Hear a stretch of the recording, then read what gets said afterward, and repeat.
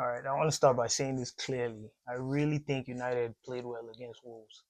Uh, I'm not trying to force a negative take or anything. This is not one of those performances where you have to like squint to find the negatives or anything. But yeah, I think they played well.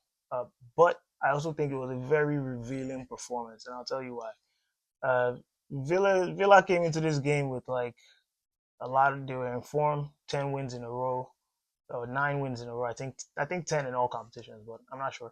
But 9 wins in a row either way in the Premier League, looking to get their 10th, and coming against United, who have been hot and cold as we know under this new manager.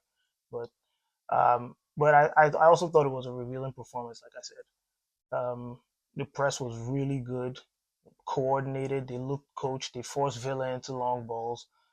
Things of that nature. So those things worked, but uh, I would have to say like there's a distinction between kind of dictating the game and uh, also imposing yourself on the opponent, if you will.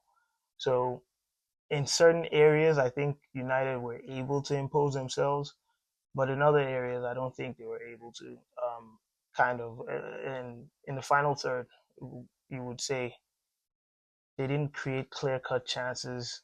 There were a couple here and there. Sesko probably should have done better on his chance, but you know, they don't come often enough for us to even be able to judge some of these players in these positions. I thought Dorgu looked really good during the game. He was probably our best player, and I like Dorgu. I know he gets a lot of flack from the fan base, but I do like Dorgu.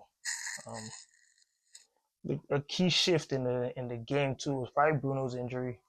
For someone who rarely ever gets hurt or never gets hurt, really, that was kind of huge for him to get go off the pitch at the time he did. I'm sure if he stayed in the game, there probably would have been a couple more chances because, as we know, he takes a lot of risks for better or worse. So that was another thing that changed the game. And again, the distinction here is playing well versus, I would say, imposed inevitability. Like United played well, but did they really impose themselves on the game and make it look inevitable? Like, hey, we're probably gonna win this game. Um, they disrupted Villa versus kind of dictating Villa. So that's the difference. It's they stopped Villa from doing what Villa does, but at the end of the day, they weren't really dictating the game. Like, oh, this is what's gonna happen during the game. So there's a distinction there. And games like this, they come down to fine margins at the end of the day. I think that's really where you see United falter is quality. We there's quality in the team clearly, but is it really quality to the level of the opponents, to the level of the competition? So that's really where the question comes in. All right, and speaking of fine margins, I would say Villa didn't create that much in the game, but Euro not doing as well as he could have in that position with the first goal, especially in my opinion, I think kind of cost us the game. Um, Fine margins again. The second goal as well. In my opinion, Lamens should do a little bit better with that. It seemed a little straighter than it might have looked off the shot, but at the end of the day, I think he should have done better with that. So, and what this tells us really is, we still leave the game with a few questions and some answers. The team can press when needed. The press was really good again. I really enjoyed that part of the game.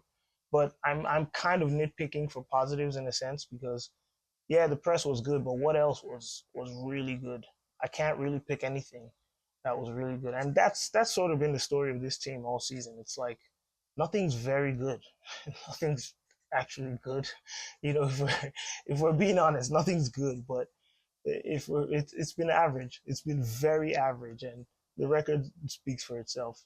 The table is up and down this year, so I'm not really looking at that as an indicator as to where we are or how well we're doing. So, there's that. In closing, I don't think this is like a performance that should spark anger. I know a lot of people have been saying that, like, oh, we played well, so I'm not angry. I get that. I feel the same way. However, it's also an indicator of where the team is. And I think the reality sort of sets in. Like, this is not a team that um, we should expect to have such a meteoric rise. There's a lot missing. The midfield is really not where it needs to be.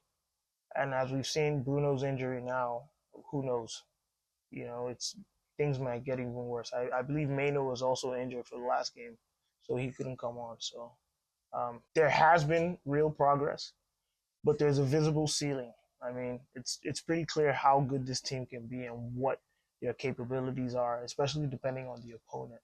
So while it was a good performance, it's more like, yeah, I expected this, and this is kind of where this team is.